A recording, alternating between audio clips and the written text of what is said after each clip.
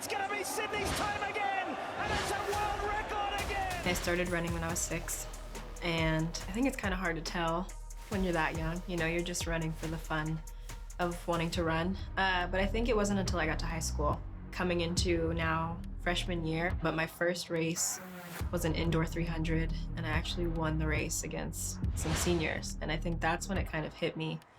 I think anxiety and fear for me kind of just came from my desire to want to be perfect in all things. And the reality is that nobody can do that.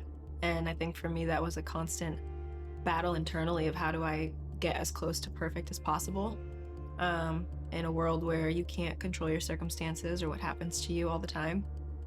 For me, it constantly left me in a state of fear. And especially on the track, racing against other people who are as good, if not better, that was a constant battle of, am I enough? Will I ever be enough? Or will I ever measure up to the standard that I have for myself and that other people have for me? I remember receiving messages actually on Instagram and people saying stuff like, you made it all the way to the Olympics not to get a medal. But I just knew from that point on, I was like, I need to figure out how to deal with this fear because I can't keep living like this. Being able to make it all the way there on the world stage and still come up short, I think was just devastating for me. I still couldn't understand what all the fear was, all the anxiety, how to handle it. And so that was when I truly started seeking him. It was reading Colossians 3 that flipped a switch for me in terms of my thinking and just kind of how I saw everything. It just made the whole gospel make sense. The lens in which I viewed life had truly switched. And understanding like that in and of myself, I have nothing to offer God, but it is just the righteousness of Jesus covering my life based upon my faith that is presentable before him.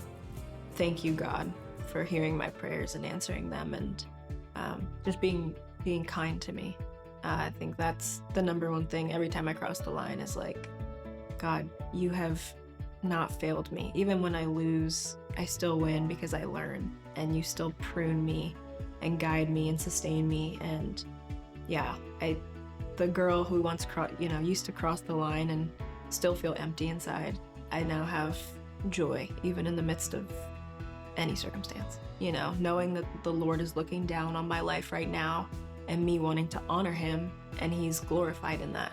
And so it just became a joyful way of experiencing life and living life. And yeah, it's way better than I was thinking before.